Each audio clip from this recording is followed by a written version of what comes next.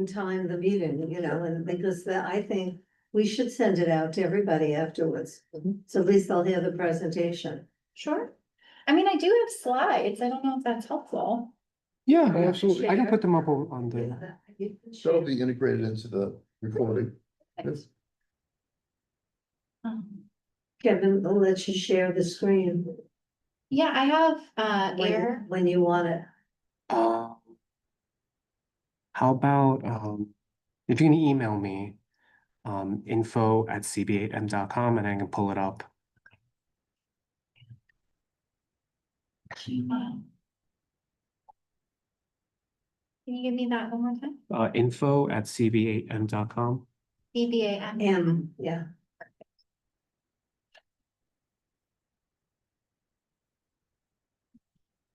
Are you using this formally to sign in, or are you just gonna take attendance? Yeah, you guys should sign in, but it's okay. That's it. Don't worry about that. Don't worry.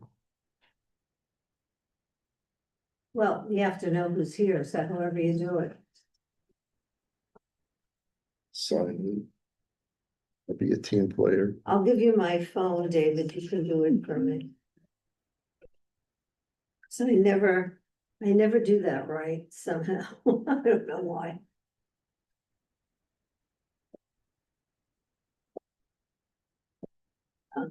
Here you go. Here's a camera. I never know how to do it. Let's see. This is. Okay.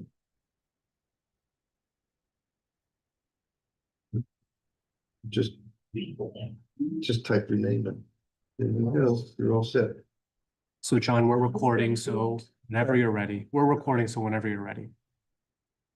Well, good evening, everyone. I'm John McClement, and I'm the chairman of the Veterans Committee of Community Board 8.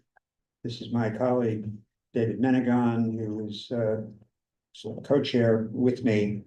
And tonight is the first meeting of the Veterans Committee.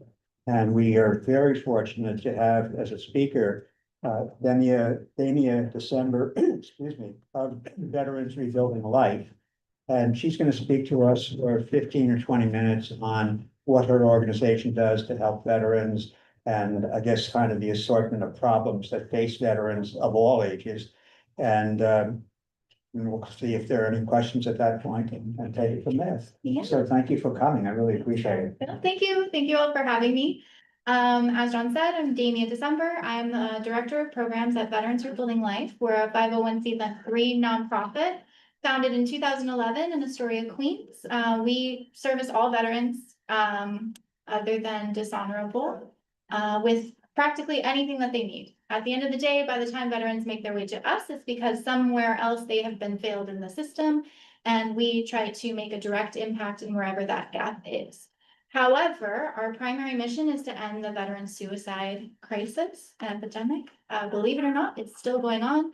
After the COVID-19 pandemic, you saw a 39% increase in suicide of veterans ages 18 to 35 and a 75% increase for veterans over 50. So while older VA reports that it's reducing every year, there is some question as to the exact number every year, but we're still running about 20 veterans per day, regardless of who you look at, which is still too many, honestly. So one of the ways that the RL gets involved, I'll do a little presentation about some of the stuff that we do, some of the interesting things that we have going on, ways to get involved.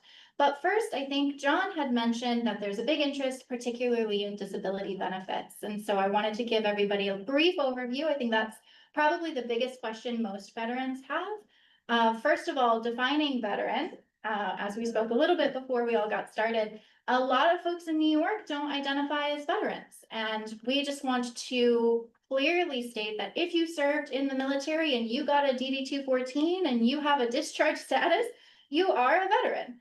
And all of the programs in New York State are available to you based on other qualifying factors One of the things that we can do, if you're interested, I have a bunch of materials that can be emailed out, including a resource guide that shows you all of the different departments and websites and things like that that you can go to for different resources.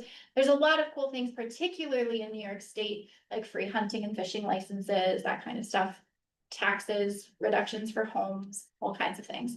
But most of what people have questions about is like disability claims. A lot of folks don't know if they're eligible or not eligible. We got a lot of information recently about the PACT Act. There's a lot of promotion about the PACT Act. So I'll talk a little bit about that today as well. So if we could bring up the first presentation, it's basically Disability Claims 101.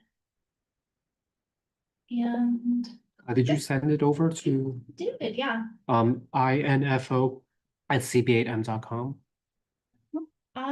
info at Charlie Bravo Alpha Mike No. CB8. 8, Number 8. 8 CB8M. Okay, info at cb8m.com. Oh, you mean the actual email address that might actually work? That one? Sorry about that.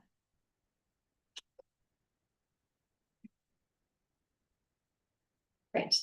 Well, for the folks who are here in person, I have two things that you can keep yourself, you can pass on to other folks. It's a little quick disability FAQ and a veteran quick resource guide, a little one-pager. So kind of before, as we were waiting for the presentation to be pulled up, I'll just explain, as according to New York State, a veteran is defined as a person who served in the active military, Navy, Air Force, and who was discharged or released therefore under conditions other than dishonorable. If I could speak English, they'd pay me more money. I work for free. Awesome, Wait, perfect. If hold we up can go to one- slide 2. 1 second. Yep, no worries. So we at Veterans Rebuilding Life, we have people who are trained as veteran service officers. Veterans Rebuilding Life is one of many veteran service organizations, meaning that we are registered and certified by the VA and the New York State Division of Veteran Services to assist veterans with their claims with the VA. Do you need assistance in submitting a claim? Not really, not really. However, it's complex, complicated, lots of forms, et cetera. It can be very confusing, and especially if you're a veteran or a military family member of a veteran or a spouse or a child with any kind of limitation, physical or mental, it can be overwhelming. We have a lot of situations where immediately upon losing a relative, family members are given a whole packet, 69 pages, saying, here you go, apply for your spousal benefits. And they're in the middle of the grieving process. So VSOs should be free. Before we even get into the details about Disability Connection, you should not have to pay for assistance. There are a lot of places where you can pay. That is optional. It is up to you. A few just kind of got called out in the news, in fact. However, there are a lot of VSOs, and I have a link in our resource guide that we can send up. You can go to va.com, get help even, and it'll show you a list of VSOs in your neighborhood who can help you with this process. Okay, perfect. So who is a veteran? Like we said, by statute, a veteran is defined as a person who served in the active military, naval, or Air Force, and who was discharged or released therefore under conditions other than dishonorable. That means National Guard. Can you qualify for benefits as a veteran? Yes, if you were activated. Same with Coast Guard. If you have received a DD-214, you are eligible potentially for benefits. Okay, we can go to slide 3. There are laws governing the VA. You don't really need to know these, but when you apply for benefits, and if you're rejected for benefits or even receiving any communications from the VA will list, and is actually required to list their reasoning for how they adjudicate your case with these 2 laws, the USC and the CFR. They're absolutely available to the public. You can research them online. You can go into every single statute for every single eligibility and requirement and presumptive condition, et cetera. It's all there for you, as is the M21-1, which is the procedural the procedures that VA is required by law to follow. That's a lot to go through as an individual. It's so much to go through as an individual, and particularly if you've tried to apply for benefits before the PACT Act, for example, and you received a denial at that time, but you might be eligible now. Reading through all of these reasonings and going through the legalese might be overwhelming. So this is one of the reasons why it could be really helpful to reach out to a VSO. Okay, but just so you know, the VA cannot make decisions willy-nilly. They have to follow the laws prescribed in these 3 documents, and that these 3 documents get updated and regular new decisions are made by the Supreme Court all the time. Those would be memos, for example, and registered VSOs or lawyers, attorneys specializing in veterans claims or veterans rights or veterans laws, are up to date with those. One of the things that will be provided in the resources is actually a list of the most relevant case laws, in case you were curious, including the Curdo memo or the Hago memo, which dictates like how you could get a discharge upgrade or what benefits are now eligible, etc. We can go to the next one. Okay, so you can think of a service. Well, what is a service connection? What is a disability benefit? Like, what is all of this? You can think of it like a workman's compensation claim. If you get hurt on the job, as a part of your work, you can file for workman's compensation. Same thing here. Your work was your time in the military. If you got hurt on the job, permanently, mentally, physically, or have other repercussions because of the work that you did, then you are eligible for workman's compensation or a VA disability. So when people are wondering, what could I claim for? The question that I give them is, what are you experiencing in your daily life or as a part of your daily lived experience that you would not be if you had not served in the military? If you are experiencing it only because you served in the military, then it is likely compensatable. Okay. In order for you to receive compensation, we have to prove that. The VA has these 3 elements to prove that you're eligible. One is you have to have a current diagnosis.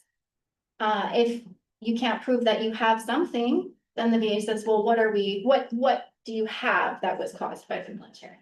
Second, you have to prove that something happened to cause that. So that's an in-service event. That has to be during your military service.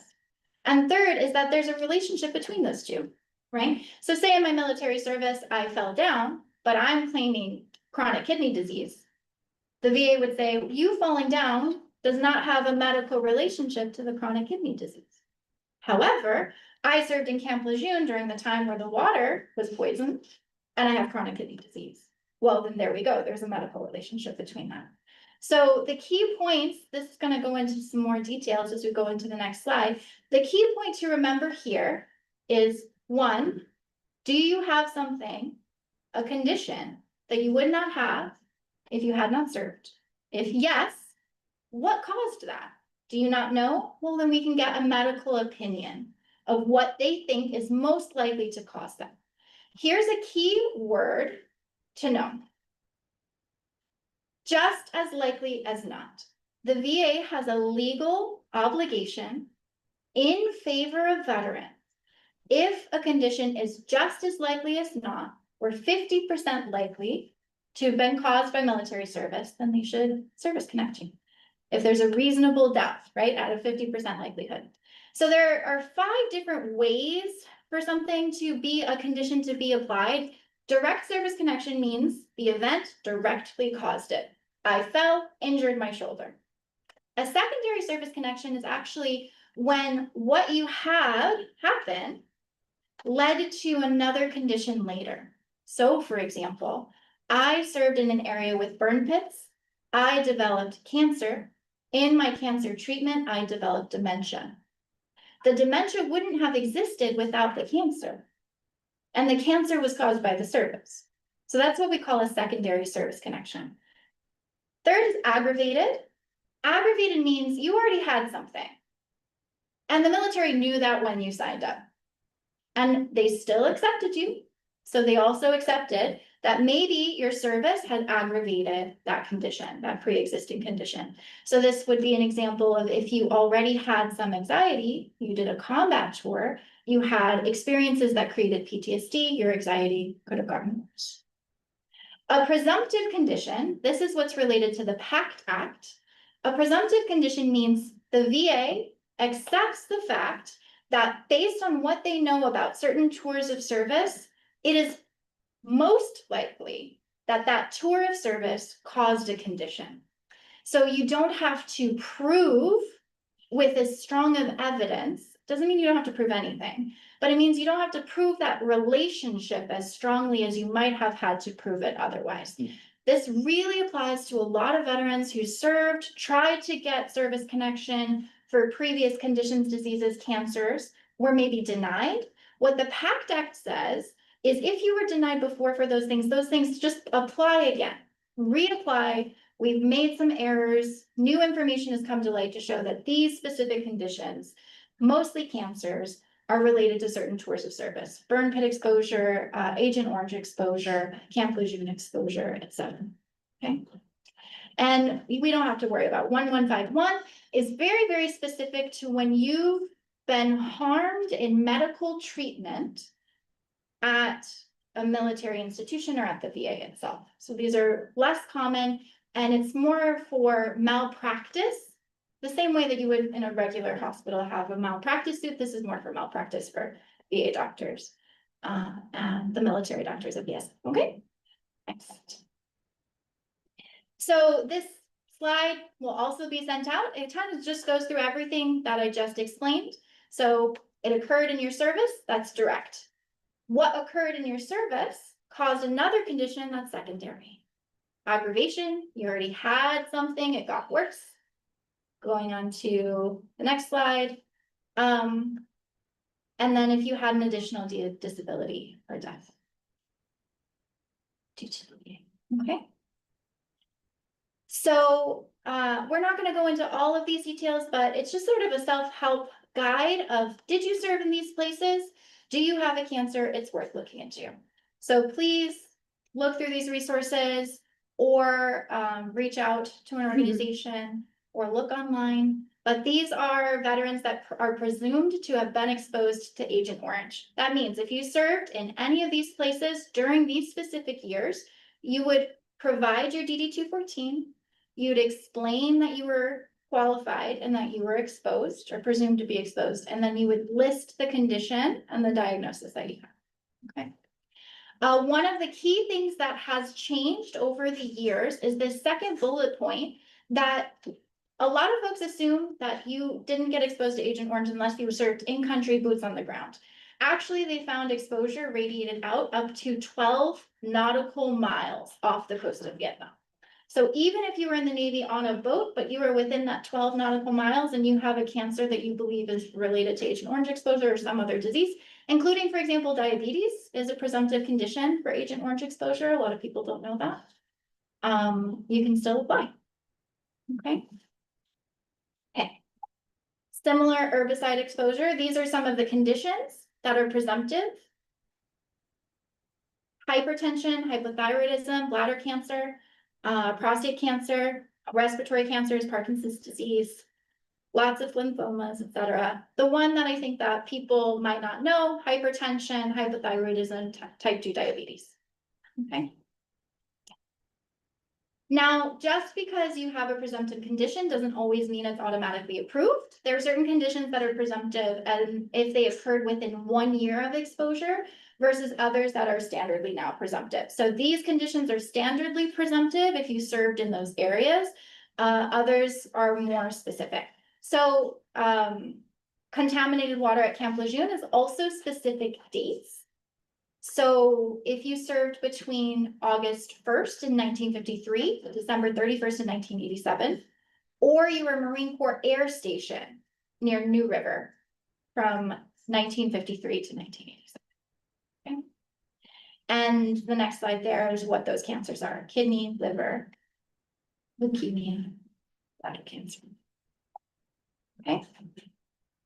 There's also PACT Act presumptive conditions for Gulf War veterans as well. So that would be the Southeast Asia Theater of Operations. Now, again, we've had a lot of folks come in, I served in these areas, what do I qualify for? That's not how this works. This is like a workman's comp claim. Do you have an injury? Right, what is your injury? Were you in these areas? What is most likely? So for example, I just helped somebody who had migraines, chronic migraines. Never had migraines before the military. Immediately after serving in Kuwait, she had chronic migraines and was near burn pits. Well, then there we go. Okay, you were near burn pits. We could make the argument of the 50% likelihood that that might be what's going on. Another person, same situation, was in Kuwait, but didn't know what a burn pit was. Well, so probably not. That might not be the cause because migraines have lots of other causes. Let's get to the bottom of it, okay? So all of these, we can kind of end this presentation. Well, we can kind of move on. So what veterans were exposed to burn pits? If you served on or after August 2nd in 1990 in any of these areas, or service on or after September 11th in 2001 in any of these areas, mostly the Middle East. And the conditions that are linked to burn pit exposure, asthma, sinusitis, rhinitis, COPD, bronchitis, a lot of respiratory conditions and a lot of cancers. This one.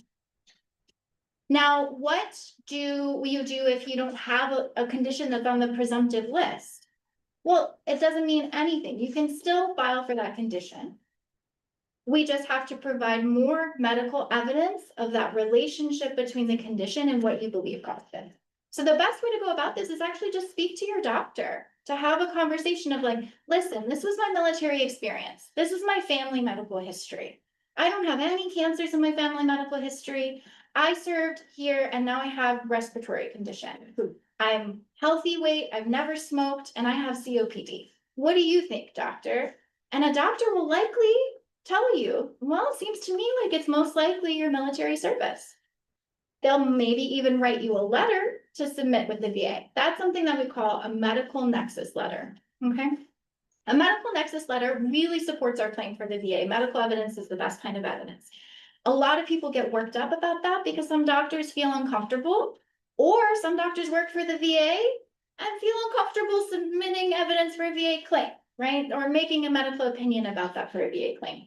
It really varies by doctor. You don't absolutely need that medical evidence or opinion, but there are other ways to kind of support that. We can submit your family history. We can write a letter from your perspective. You can get support from a VSO to write another letter, but we want to just let the VA know that it's more likely than not that your service experience caused this than other possible conditions. Another thing that we can do is do a little research and show some of the research behind things. So for example, I had a veteran who had GERD and PTSD, and the VA denied that relationship, but I submitted over 20 medical studies showing a relationship between the two and how they have a healthy diet, and there's really not any other causes that we can identify that would cause the GERD, and then they were approved. So that's just another example. So where do we go from here? Okay, so you might think that you have a disability claim. After all of these things, what do we do? The first thing to do is called an intent to file. You let the VA know that you're going to submit a claim. Well, why do we care? Why should I do that? Why don't I just submit a claim? Well, the VA knows that it can take a lot of time to collect the evidence to support your claim, but they want to start compensating you as soon as possible. So when you file an intent to file, the VA says from this date, we will provide financial compensation for the whole time, as long as you submit your claim within 1 year. So if from 1 year that you say the intent to file, if you submit the claim and you're approved, the VA will compensate you from the day you submitted your intent to file. So this is really helpful because they're acknowledging, well, you're living with this condition now. Okay, and you deserve compensation now, but we know that this process can take a while. The VA process to decide a claim can take anywhere from 3 months to a year, usually on the year side, and especially if there's an appeal process, etc. Here's the other important thing about an intent to file. If you file your claim within that 1 year and you get a denial, but you submit an appeal within 1 year, the VA will still honor that original intent to file date. So even if it takes 10 years for your claim to be approved, but you kept submitting the evidence required within those 10 years, they will pay the 10 years back of those funds that were owed to you. So that's why an intent to file is. Okay. There's lots of ways to file. In the quick guide that I sent to you, I've given you the phone numbers, I've given you the online place to file your intent to file. Very easy. That part's easy. You can call the VA and say, I want to file a claim. They'll do it for you. No questions asked. They'll file your intent to file, okay? There's some other benefits outside of just the single person applying. So children and military spouses can be eligible for benefits under certain conditions. If a military member has died due to a service-connected illness, their spouse is entitled to financial compensation, as are children. There are a lot of conditions for this. So if you are in this situation, I very much recommend you reach out to a VSO for help or some guidance, just to see if you're eligible, et cetera. It's pretty easy for somebody to navigate all of that for you. And especially if you've lost somebody, it really don't believe that it's your responsibility to navigate paperwork while you're navigating grief. The most important thing is to have the support that you need in that moment. Okay. PTSD. So PTSD, very complex. A lot of people, especially from the Vietnam era, especially from the GWOT era, don't feel like they claim that title. That's not a great title to claim. Again, wanting to go back to that space of, are you experiencing something? Are you beating up your cab driver? And you didn't do that before you served. Let's let the VA decide what condition. Let's let a behavioral health specialist decide what condition you have. You don't have to claim the condition. At the end of the day, this isn't about, a lot of folks feel complicated about claiming benefits or not claiming benefits on both sides of the point, right? We have people who try to claim benefits that aren't owed to them, and we have people who aren't claiming benefits that are owed to them. If we look at it from this separate space outside of like honor and service and look at it from a place of workman's compensation, it makes it really clear. And it's not just about getting the financial compensation, it's about what was lost in the course of service. And that financial compensation doesn't necessarily equate to what was lost sometimes, but it can provide help in other ways, including supporting treatment and supporting your family members and supporting your children. Okay. PTSD can be presumptive if you have any of these combat decorations. So if you have a combat action ribbon, it is presumptive. If you experience PTSD symptoms, you don't have to provide a letter from a therapist saying that there's a medical nexus. It's assumed if you have any of these, Air Force Combat Action Medal, Air Force Cross, the Navy Cross, obviously the Medal of Honor or a Purple Heart, a V device, etc., a Bronze Star. If you have any of these, it is presumptive if you have PTSD symptoms. Okay. Other things would be PTSD due to a personal trauma. So something that we don't often talk about are cases of trauma that occur during military service from other military service members. So that would also include military sexual trauma. In order to, it could be assault, battery, harassment, a lot of other things. The evidence required for this is not causing undue harm or pressure onto the person who experienced the assault. It doesn't have to be a police report, etc. It can be just a simple letter, etc. The VA has a lot of assistance available for military sexual trauma. One of the things that people struggle with is that they don't have VA healthcare unless they're service connected, right? That's a big motivator and incentivizer for people to try to pursue a disability benefit in order to just get simple health care for some of their conditions or be able to have affordable health care on a sliding scale. For MST, if you experienced MST, the VA is actually required to provide you with health care or at least mental health care immediately, even if your claim hasn't been approved. So you do not have to wait to go get mental health care treatment if it is because of MST. Just because you haven't submitted a claim yet, etc. They will help you begin the claims process while still making sure you get the mental health care treatment that you need. I've had a case like this, several cases like this actually, where somebody was kicked out of the military early due to substance abuse after experiencing MST that was documented. And typically the VA does not necessarily grant benefits if you have an other than honorable discharge. They can be, a little generous with general discharges, et cetera. But they weren't pursuing treatment because of this. So I let them know, no, you should get treatment right away. You're experiencing severe symptoms, and we'll work on the paperwork later. So this is one of the nice changes that the VA has actually made in this area. And this is something, if this applies to you, it's in this kit, just in case, things that you could include with your application.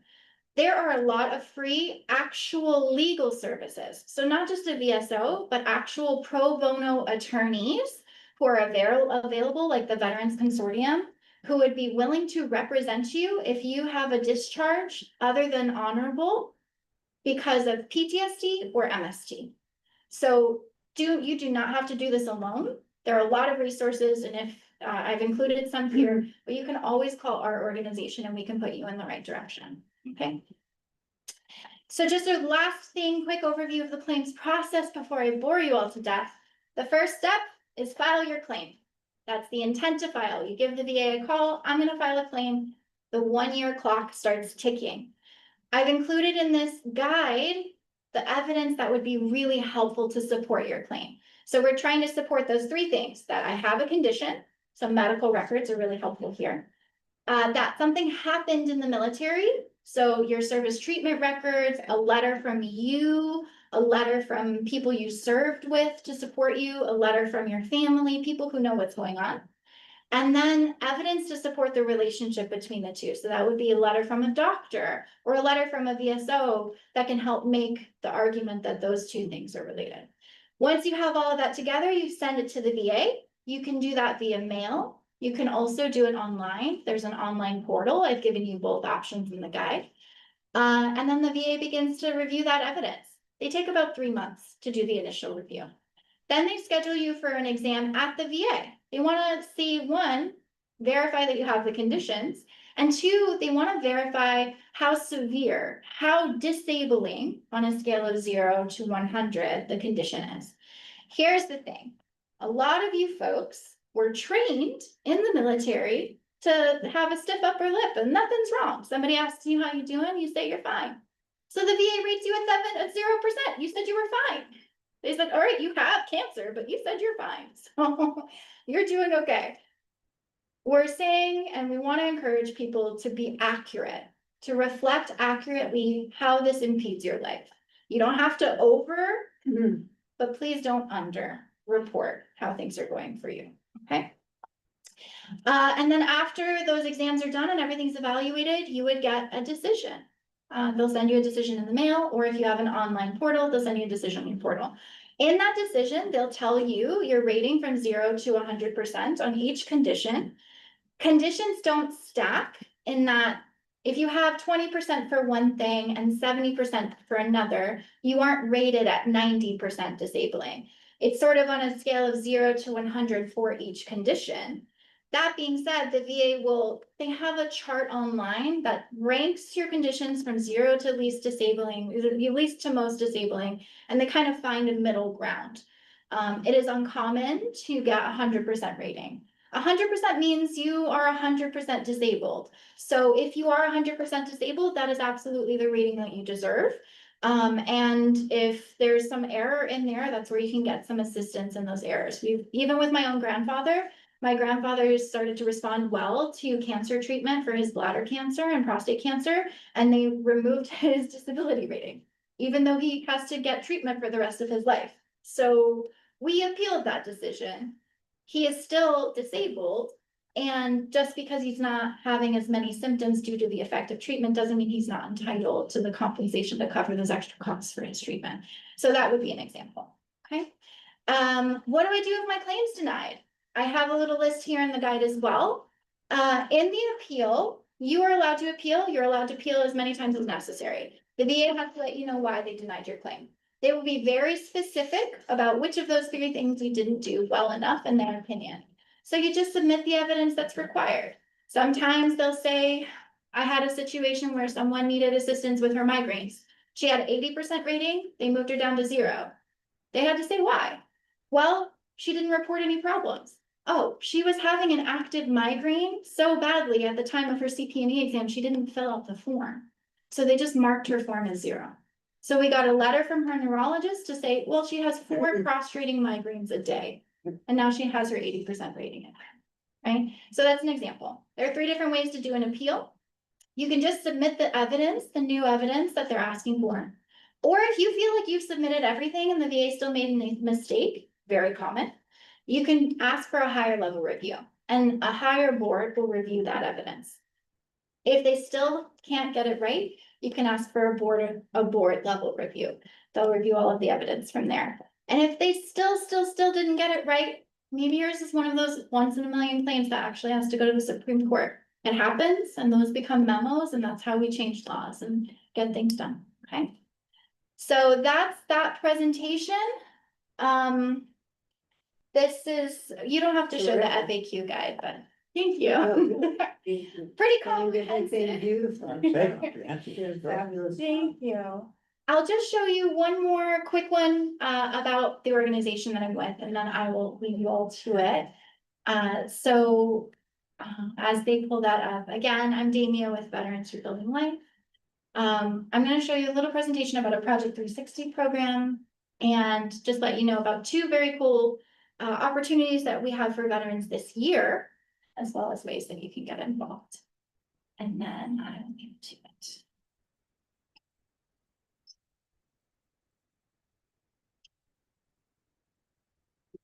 Was that clear? Do you guys have any questions? I have some questions. Sure. But the presentation was fabulous, so thank you very much. Yeah.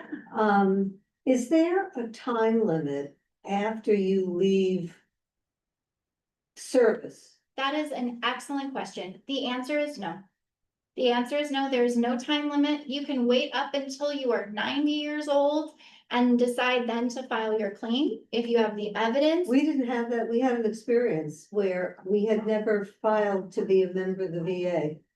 And then there was an incident where we felt we needed to, and too many years had passed, they wouldn't do it. That is illegal.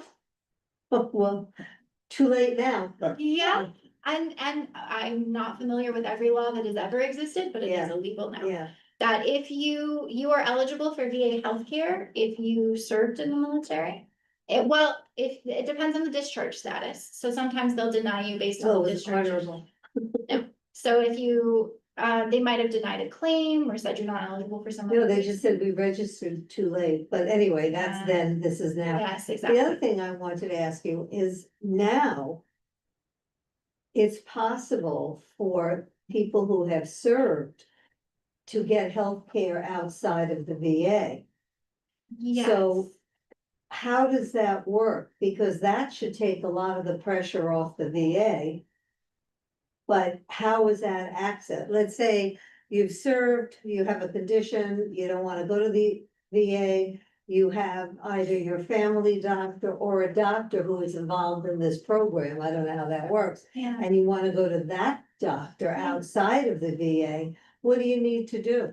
Well, so that's a separate from disability claims. So receiving your actual healthcare is separate from Receiving getting healthcare, compensation, right, right. So receiving compensation, you would still put it through the VA. You can receive compensation for cancer and get your treatment elsewhere. Absolutely. If you have private healthcare, get your private healthcare. So that's, If you need to submit evidence, we recommend, and I put it in this guide as well, get your evidence from your private practitioner and then send that evidence to the VA.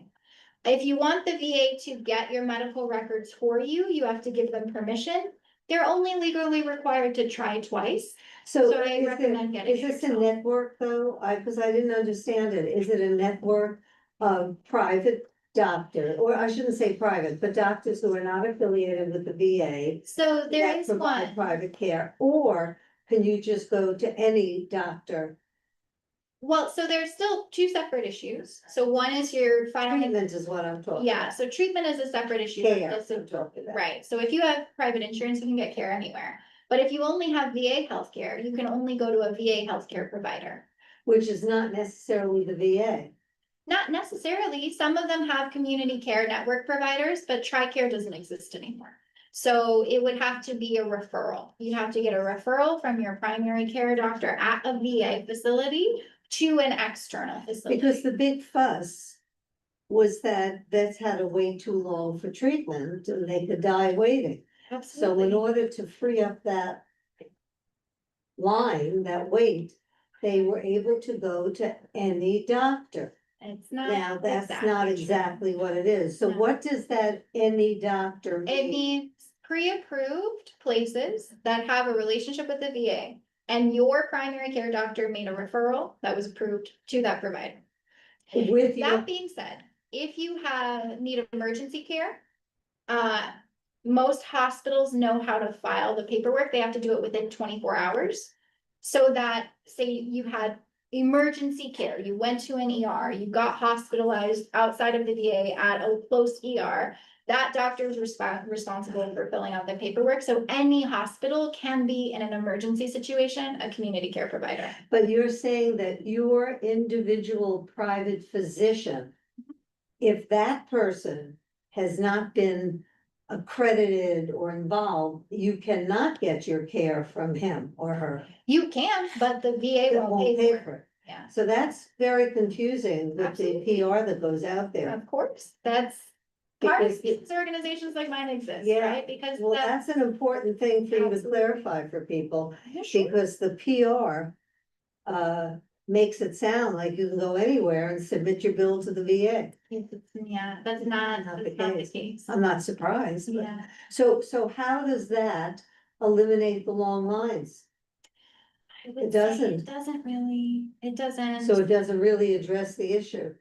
Not completely. I can't speak for every experience in every state. No, but this should be, this should have been a law. This should have been, There's a lot of, I'm glad you bring it up in the sense that I think for a lot of Americans, they don't necessarily think, the average person, I don't know that they know exactly what veterans issues are still important, right? That, oh, did well, we the fix average that? person has their head up there, you know what, for many reasons, in many But- situations. One of the things that I want to talk about is actually even the suicide epidemic. I think a lot of folks just assume, well, we don't have, vets Yeah, don't have that that's a problem problem. anymore. Exactly. So we are Veterans Rebuilding Life.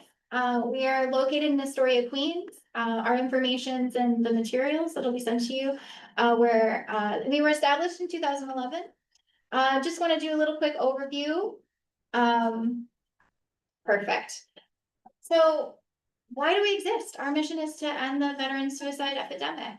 Well, why is that still important? So as of 2020, these are rates that I had mentioned earlier, they were going up. They were up 13% for ages 35 to 54, 58% from 55 to 74, and 75 and older was up 21%. I misquoted myself earlier. Thank goodness for text. In 2023, the rate that, according to the University of Alabama, this is important because the VA had a different rate, but the VA did not include the entire state of Texas in their demographics, and the University of Alabama did. The rate was 24 veterans committed suicide every day on average nationally. So it's still happening. If anybody's ever lost a loved one to suicide, you know it doesn't matter how Find many. some common ground for some Yes. common reason. Yes, actually. Then, And that actually leads to why our organization does it the way that we do it. One of the most common core reasons for suicide, is what was called a morally injurious experience. An experience during your military service that made you question whether life is worth living.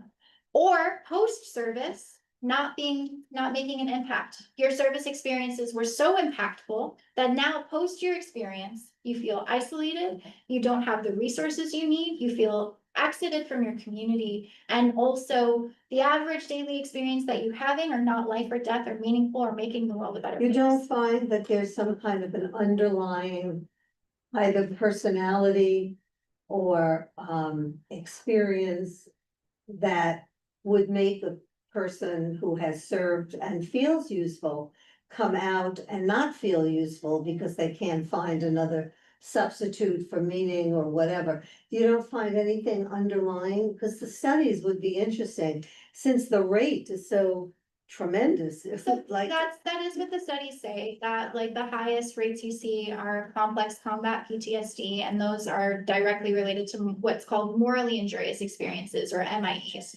And so that's where our program, so We were founded in 2011 by US veterans, who served in Iraq, Afghanistan, Army and Marine Corps. And when they came back and they started to lose many of their service members to suicide, when that number exceeded the number of folks who actually died in the war, something needed to be done. So they created Veterans Rebuilding Life. For the first few years of our inception, we were trying to figure it out. Yeah. And ultimately what they did is they sat down, the three of them, and said, well, why haven't we killed ourselves? Everybody else did. What are we doing? And through their own investigation, which has now later been supported by research, they found, well, we have a reason. We have a reason to live. We have to create this. We have to support our family. We have to make the world a better place. We have to fix what we did wrong there. In some circumstances, not all. So what they created in 2014, we can kind of skip down to, in 2014, they created what we call Project 360, where they identified the key risk factors: physical health, mental health, security in terms of family, social connections, employment, and meaning and purpose. Well, that to me applies to anybody. You wonder, that's why I'm questioning it. Well, It would be so- interesting, more research, because having had impact and then your impact changes, you could say that of any older person, who retire. I mean, there are other things that makes this so Well, cute. I mean, one of the things you have to This is a understand crisis. is when you serve, you have an objective.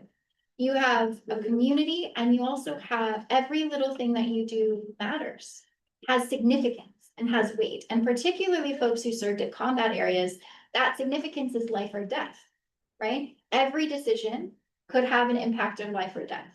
And to come out of that experience where your brain has adapted to perceive everything as a life or death situation, and to come into our world where we use hyperbole every single day, like, that kills me.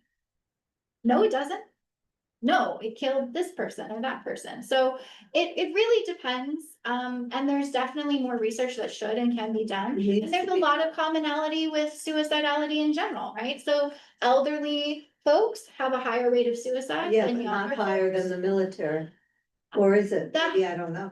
The highest proportionality, like within veterans, the rate proportionate to the general population, there's a higher percentage of veterans who commit suicide. Right. And there's lots of reasons for that, including Right. what we're talking about, but also including methodology. A veteran is more likely to use a weapon, a service weapon, or another kind of weapon to Has commit suicide. access. They have access and means. They use more lethal means to commit suicide more often than not. We can I'm happy to talk with you about that. No, That it's is interesting to me Very because interesting. it's Um, a sad thing. But what we realized as an organization is that, okay, there's lots of things available that address kind of one of those risk factors. But we're not a person separated into our individual components. We're interconnected and interdependent and interrelated. And so the program that they created, they wanted to address all of them. So what Project 360 does is address each stage incrementally. You can't help others or have meaning for a larger purpose if you are in chronic or crisis need right now. So phase one of the program, we can kind of just skip down to, well, we'll stay on first missions. Phase one of the program is to receive physical health care, mental health care, to be paired with a peer mentor. So here's one of the things that makes our program really important. There are tons of services available. You can get services practically anywhere, or one service for this, that, or the other. But that is overwhelming, especially if you're in crisis. So what we do is we pair you with a peer mentor who's also a veteran, who's in your branch of service at the very least, and hopefully somebody who actually served in your tour of duty at your time of service. That way you have somebody who knows your experience, who's familiar with your experience. That person's with you the entire time. It doesn't matter where you go. You have doctor's appointments at the VA. Your peer mentor is available to you for a call. We'll go with you to an appointment to the VA if you need to. The peer mentor goes through the entire process with the veteran. Phase two, family mediation, building security, employment, getting your GI Bill benefits, getting your feet back on the ground, getting financially stable, financial counseling, for example. And then we move into phase three, and this is the really important part, having a new mission through meaningful service. That meaningful service can be here at home, community service projects, building your own business, It can be abroad. So one of the things that we do is we actually get veterans involved sometimes if they're a combat veteran who had a morally injurious experience during their tour of service. We will get them involved in helping a child who was wounded in the crossfires of war. So these are our first missions. The first mission that we had was Mr. Army Sergeant Brendan Morocco. He was the first quadruple amputee to survive since the Vietnam War. We had Project 360 participants help rebuild his home so that it was voice activated and he could have the independence that was taken from him. So veterans helping other veterans. Our second mission was for a few of our veterans who specifically served in Iraq, who saw children get wounded and killed during their tour of service. And they were involved in helping provide the financing for Tabarak, who is an 8-year-old girl. She was severely wounded during the Iraq War and was unable to walk. And through Shriners Children's Hospital, we have a relationship with them, we were able to provide for her medical treatment. And she is now a woman. She's like 20 years old, and we were able to see her as well. It's incredible. So we served more than 200 veterans between 2015 and 2018. During the pandemic, we kind of refocused our mission to provide support to our community. But now we're back. We're still doing the work. There's a video online. To date, we've almost helped about 500 program participants. The most important part of all of that to say, we've had 0 suicides from program participants with at least 1 year. Yeah. And so we'll kind of skip to how you can help in case you're interested. If you're a company, you could become a sponsor. If you're a person, you can make a donation. If you have a job, you can be a network provider. If you want to be a professional mentor for somebody. If you're a veteran, you can peer mentor. You can volunteer. There's all sorts of ways to get involved. At the very, very least, just even being a part of this group is a great way to be involved in veterans issues, and really appreciate that opportunity. And that's all I have. Well, I think that's a lot. That was fantastic. So thank you. I think I spoke well over my time, John. I apologize about that. Everybody knows. You know, we put all of our meetings are on our website in addition to being on YouTube. Yeah. But I wonder if you can talk to Valerie, Kevin, and maybe talk to Will, because I think this is worthwhile to actually send out a blast to say, for those of you who missed the Veterans Committee meeting, that, you know, Damien spoke and how important it was, and that they have an opportunity to listen. And you may drum up some donations, some mentors, or just general knowledge. I think maybe the office could take a little extra, you know what I mean? Get this out there. Definitely.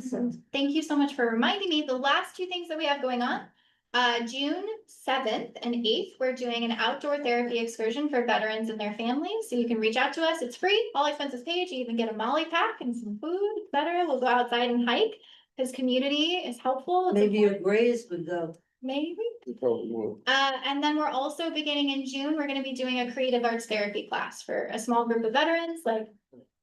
If you feel artistically inclined and want to paint for free, Great. multimedia, etc., we can do that too. So it's not just PTSD, it's also PTSD. Yes, some fun. No, this is great. Thank you Awesome. so much. You're so welcome. Thank Really you. great. And pens for you guys. Well, thank you. And then, We see pins. Thank you. oh, please. And we hope we can invite you back or. I also, one of the things that I speak on panels for CBS is how to be an ally. If you're not a veteran yourself, like why should you care? And how you can still be supportive, and kind of talking through a big issue, I think, in New York State, which is, you know, a lot of people have opinions about the military and veterans issues, and I like to have conversations about that. I'll break that down. We can have a general conversation about patriotism. Yeah, that's true too.